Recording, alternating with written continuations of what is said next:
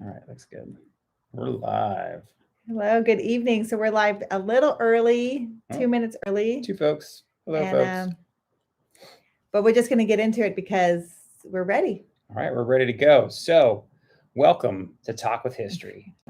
I am your host, Scott, here with my wife and historian, Jen. Hello. On this podcast, we give you insights to our history inspired world travels, YouTube channel journey, and examine history through deeper conversations with the curious, the explorers, and the history lovers out there.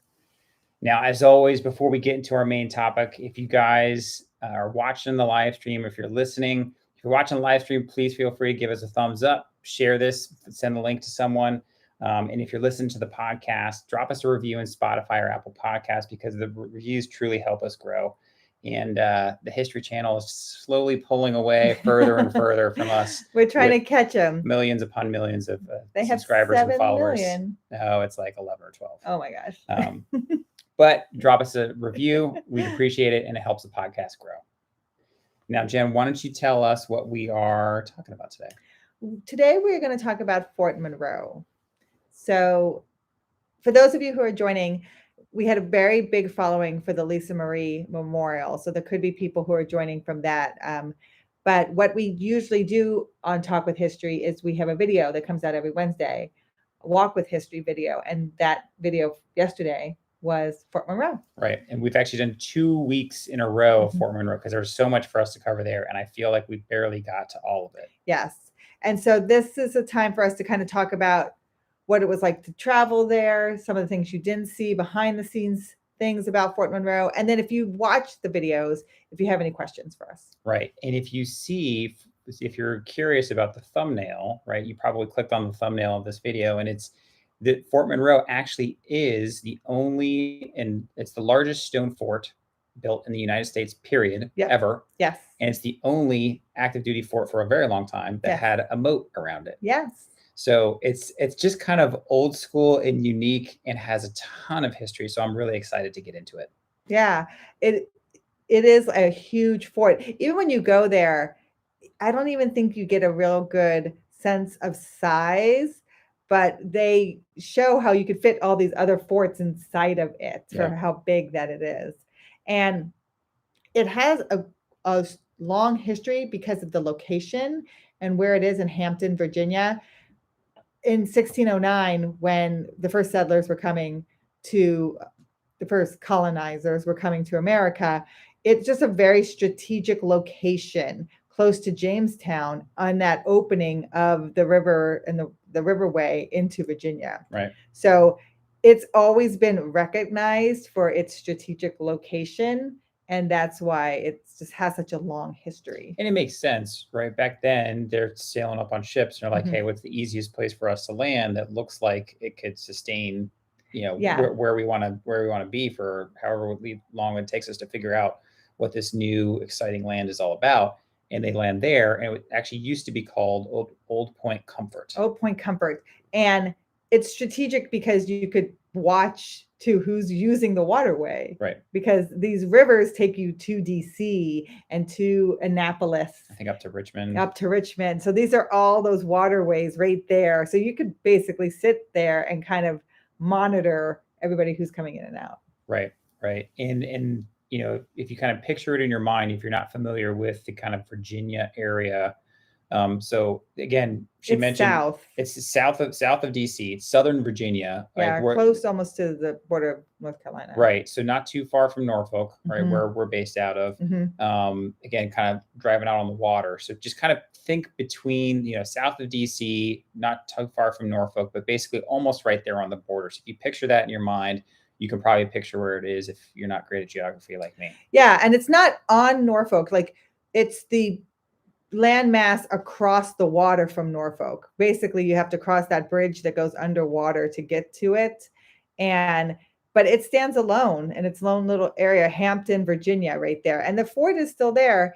And what's neat that we discovered when we went there is that people still live on it. Yeah, I wasn't expecting that. And you can, it's not just military. Yeah. Like anybody can live on Fort Monroe, and they have the old barracks and buildings, and they look nice. And they have that huge, you'll see in our video, they have a huge like parade field that looks Yeah, nicely and it's maintained. neat because obviously it's surrounded by a moat, so you do have to drive across the moat, and so Yeah. it's like a little tunnel, Oh my gosh. and so we're driving through in our SUV, One and car. one car, It'd be like, oh, you fold in the window. So you can imagine you probably can't get many moving vans in there. right? If any, If any. right? Small moving van. Yeah.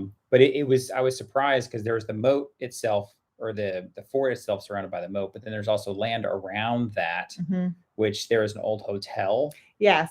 There's an old hotel there that is now so it became later, after the fort was used, it became later kind of like a vacation destination because you're close to Virginia Beach. Right. And they built these nice vacation hotels right on the end of Old Point Comfort because you had a great vantage point of Right. the waterways and the ocean. And so the hotel, and when you see it on video, it still has its kind of Art Deco grandeur, but it's now like a senior assisted living center, but it looks pretty cool. Yeah, and if we kind of wonder, like, how did it go from kind of being a landing place for some of the earliest settlers, to being a getaway, a East Coast getaway location? Because I mean, you can actually look up and find old handbooks from this hotel, The Chamberlain. and it's. I Chamberlain think Hotel. you can look up on Library of Congress. You can find old pictures and the whole pamphlet and everything like that. So it was quite an Eastern destination. But to kind of step back a little bit, the fort started being built obviously for its location, and then where a lot of people start getting interested in is kind of the Civil War era type stuff. So the fort is named Fort Monroe because it's built during the presidency of President Monroe. And it's President Monroe who basically says we need to build a fort here. Yeah. And it comes about, like I said, it's always kind of been a strategic location and people had recognized its importance on the waterway. But during the War of 1812, the British had no problems taking over that area, and they used the lighthouse there actually to their advantage. They took the lighthouse there, and we show the lighthouse in our video, and they used it for their ships. Yep. And to protect their own lookout. Yeah, their own lookout, and to protect their ideas and what they wanted to do, and basically their burning of Washington D.C.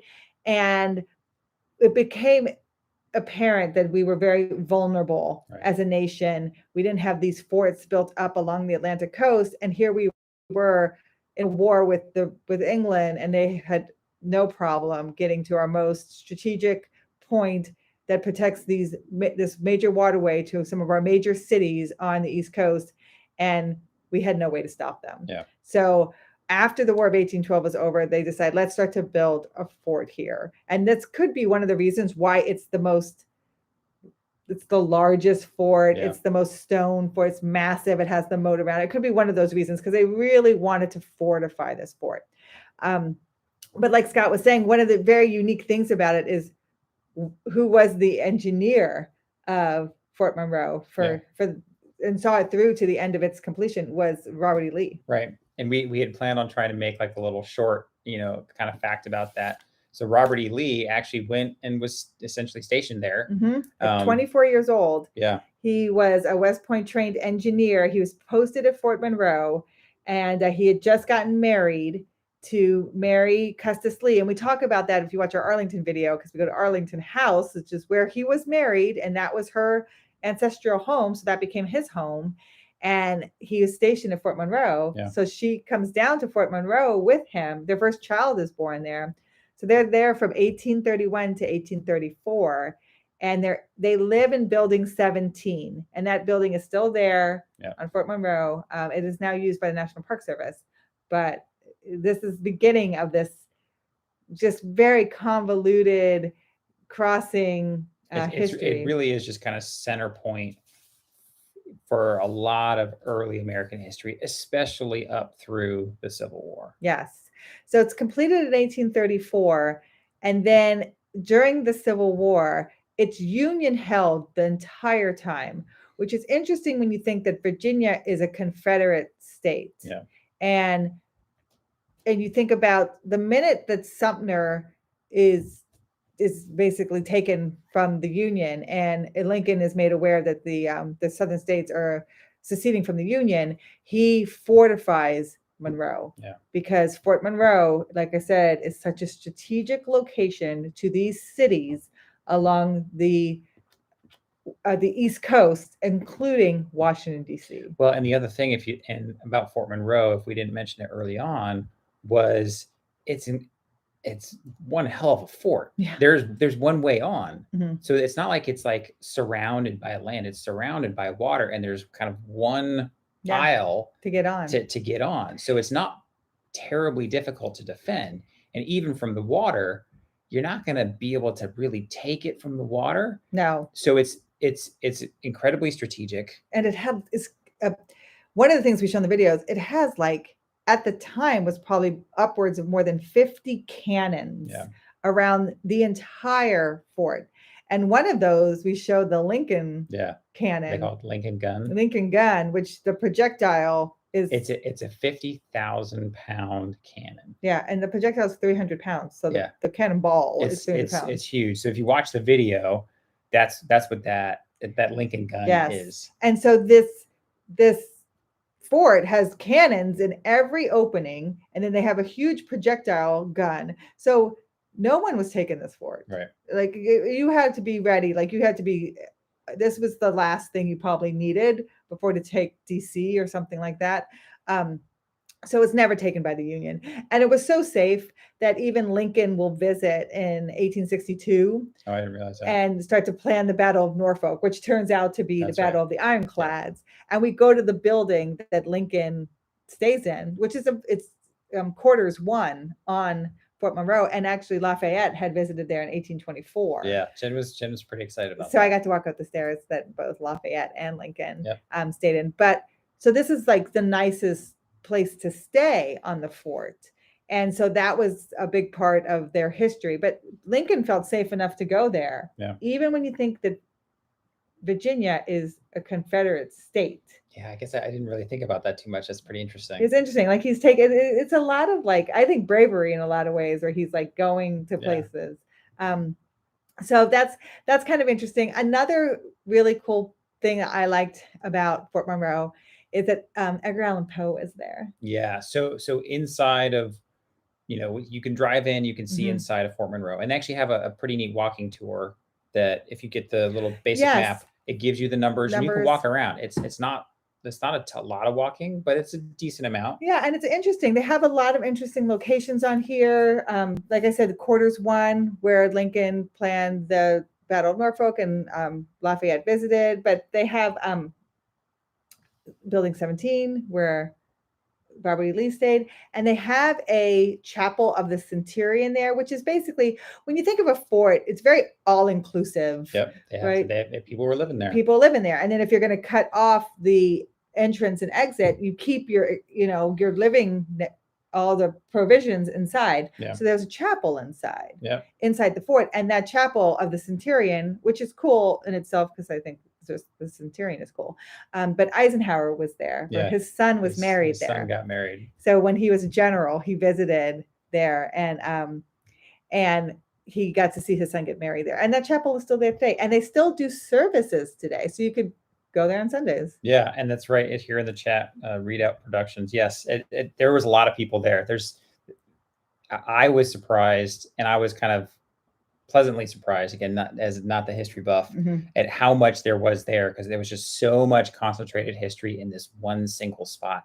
They think about it, it's been around for 400 years. They think every president has visited.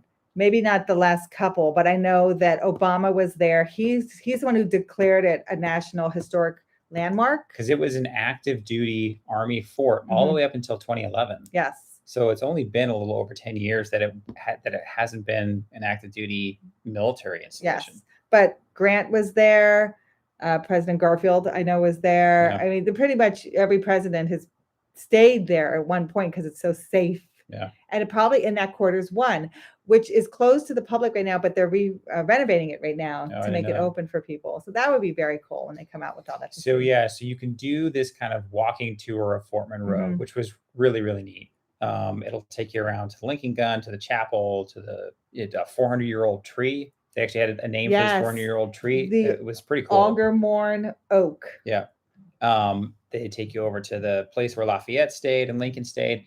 And then actually one of the first places you can go to is the Casemate Museum. So Casemate Museum, I want to really talk about what a casemate is, because you will see these in a lot of forts, and Fort McHenry had it. When you think of the national anthem, any place that's going to have a lot of like ammunition, so cannons, usually uses like a casemate kind of architecture. Yeah. And that is a dome.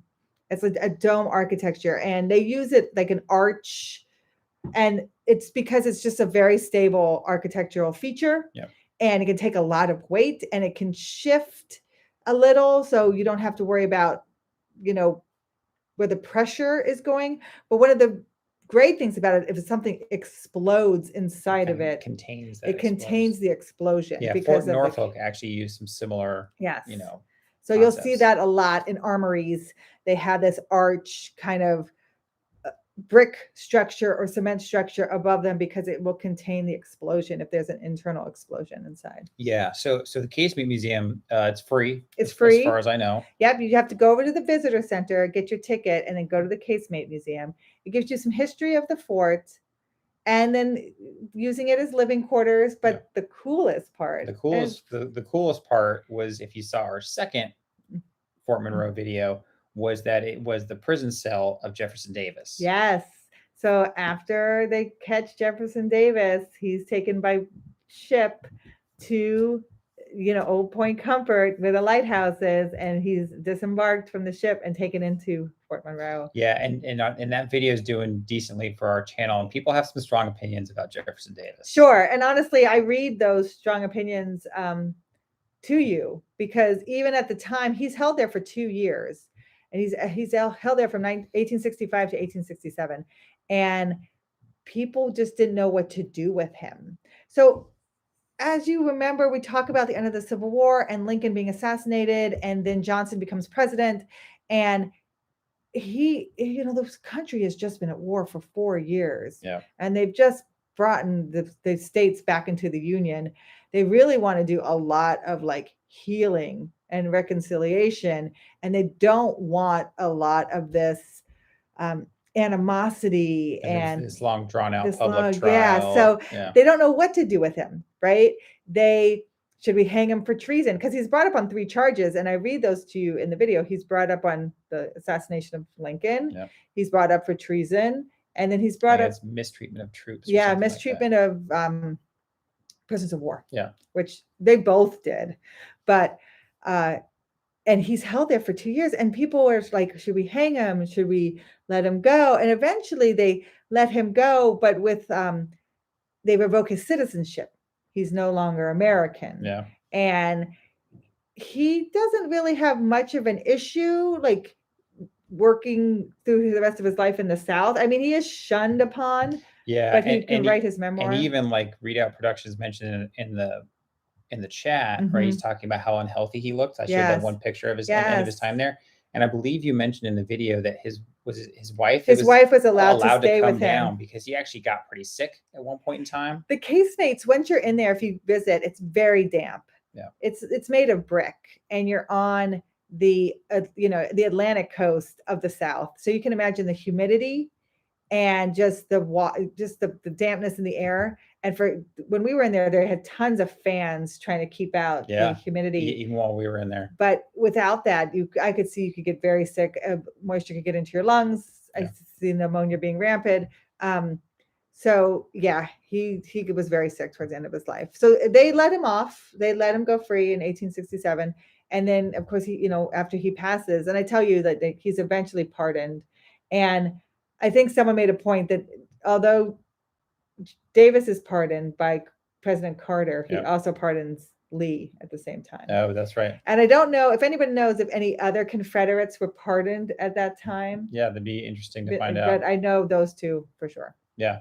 So the Casemate Museum, aside from just like literally hanging out in the cell where Jefferson Davis was for 2 years, which it's one thing to kind of walk around an area where like, yeah, Lincoln walked over here, he walked up these steps, and then you're sitting here filming in a cell, whereas like the president of the Confederacy lived right here Looked out this for 2 window. years, looked out this window and like slept on that bed. And had to stare at that American flag, which I thought was Yeah. great. Yeah. So they hang the American flag in his cell, a big, huge American flag, 35 stars at the time.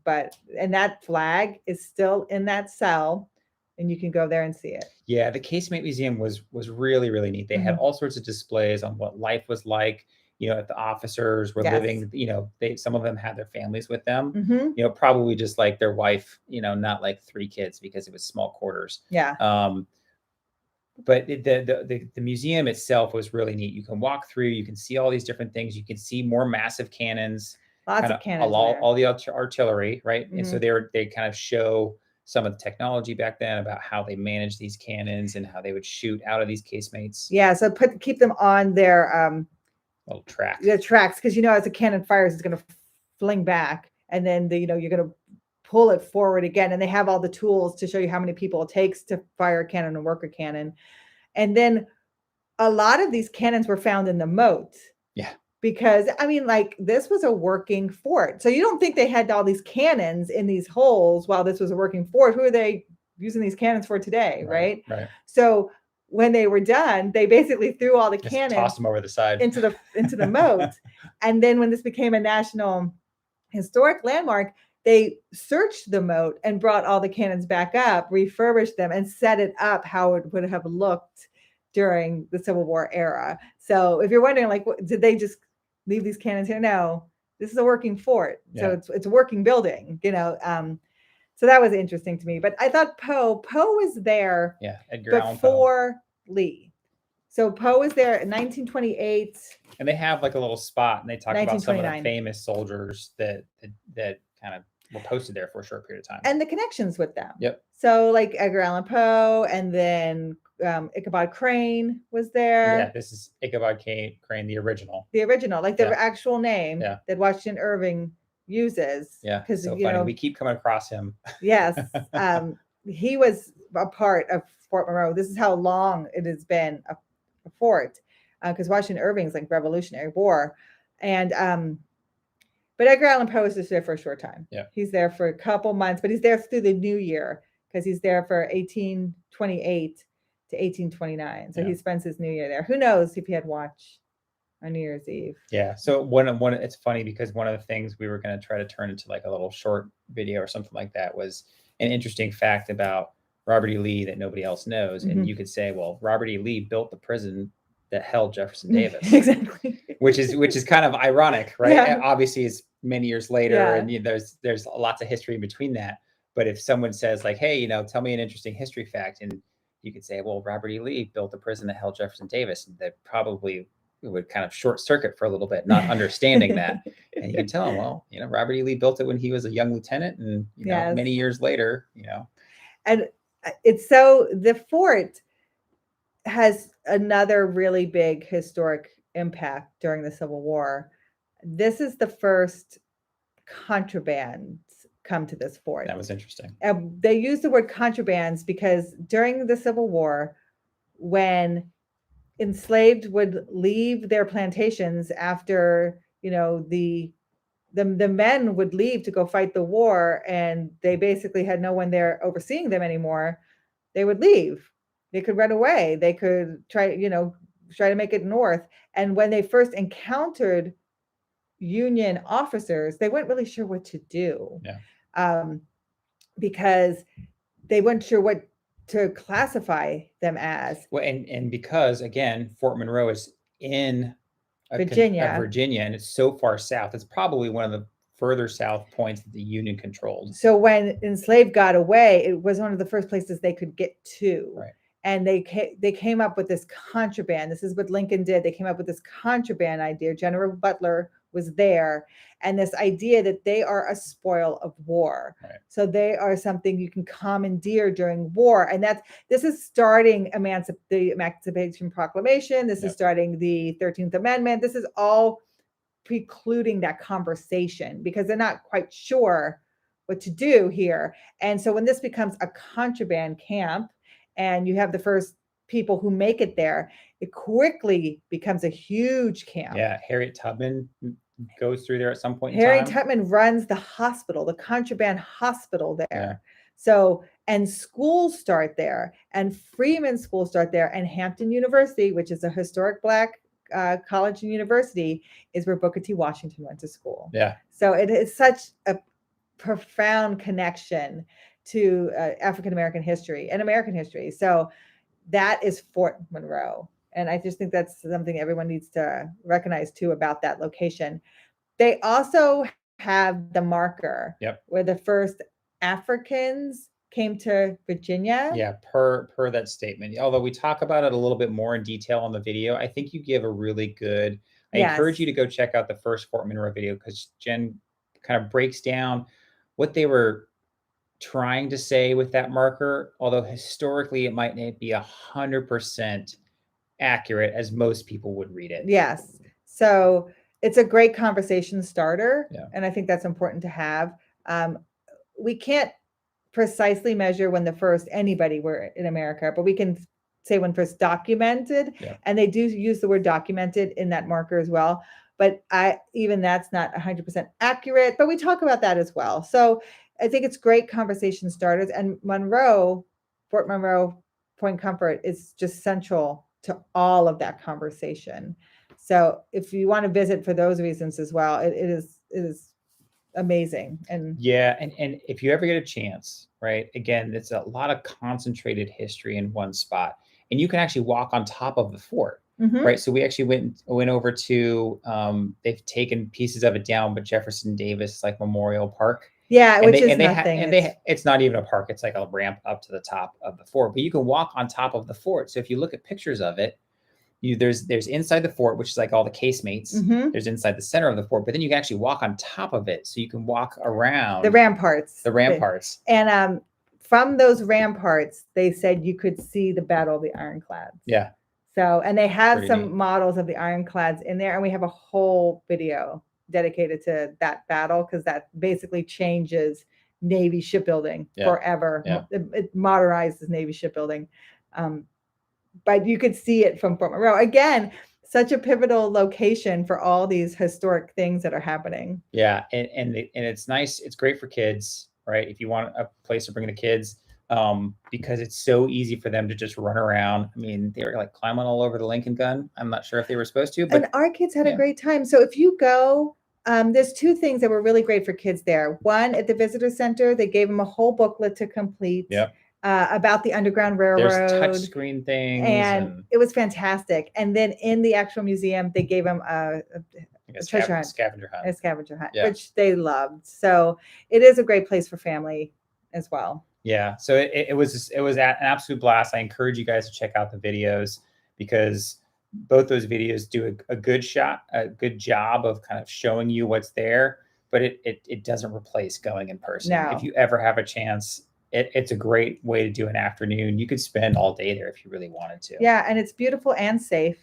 So the one video is just outside of the museum, and the second video is just the casemate. It's just the casemate museum. So Fort Monroe has been around almost as long as there's been explorers landing on the shores of America. For over 400 years, the strategic Old Point Comfort was the site of enslavement, army encampments, hotel getaways, freedom from enslavement, Army cadet training, and yes, even a prison cell for Jefferson Davis. This moat-surrounded pocket of history has so many stories to tell, and we hope that one day you too will visit this historic landmark that is Fort Monroe. So thank you for listening to the Talk with History podcast, and please reach out to us at our website, talkwithhistory.com. But more importantly, if you know someone else that might enjoy this podcast or video, please share it with them, especially if you think that today's topic would interest a friend. Shoot them a text, tell them to look up the Talk with History podcast because we rely on you, our community, to grow, and we appreciate you all every day. We'll talk to you next time. Thank you. All right. Well, thanks for everybody. Yeah. Hey, Abel. Thanks for everybody for joining us on the live stream tonight. We always enjoy kind of jumping in with you guys, the few folks that jump in and out. We appreciate you and recording these podcasts live. We're going to try to be consistent about Thursdays. If we can. We've got some interesting podcasts coming up. With February around the corner, we had a pretty popular video series Yes. on Emmett Till and civil Yes. rights. It's a 3-part series. If you guys are curious and you haven't seen it before, hey Rick, if you haven't seen our Emmett Till series yet, we're going to start doing some podcasts on those. I don't know if they'll be the next ones. If they're not the next ones, they're going to be coming up really soon. I want to let you guys know because we got 3 of those videos. Yes. And so we're going to talk a little bit about those and some of our experience making those, as well as kind of why the Emmett Till event is being talked so much about today and kind of where it fits in kind of civil rights history. So I'm excited to do those. So hopefully you guys will join us for that. So that'd be great. Yeah. And I think it's important to do, I wanted to do it justice. That's why we haven't done it yet, the podcast side of it. The videos have gotten a lot of traction. Yeah. And I'm really, as they are, I think, one of the only and few all the locations in Mississippi that is tied to the Emmett Till incident. We worked really, really hard on those videos. Yes. Jen actually flew back to Memphis, Tennessee after we had moved here. And she spent a week out there, yes, running around and filming, and she had done all this research and everything like that. Yes. Thank you, Abel. Yes. And so she had done a lot. Yeah. For Black History Month coming up next month. Yeah. We really want to dive into those and the history around them, and then give you the actual timeline, what is happening, and be very accurate, because there's a lot of inconsistencies and there's a lot of inaccuracies that are out there. Well, and if you see on my comments, I'm always kind of fighting back between and really what I noticed that seems to happen, and we'll talk about this more when we actually do the podcast, is there's a lot of context that gets lost in a tweet, in a 30-second news snippet about the anniversary of this, that, the other. So we try really, really hard to give you guys, to give our audience and anybody who watches the videos that context. So we try really, really hard to really lay out the facts, give the context and the full picture, and not lean one way or the other, right? Jen always says she wants to kind of teach people how to think, but not what to think. And I think this series is a good one. So I'm excited to do that, and hopefully you guys kind of join us for those. Yeah. Thank you. And thank you for being part of our community. We really appreciate all of you. All right, guys. Have a good evening. Thank you.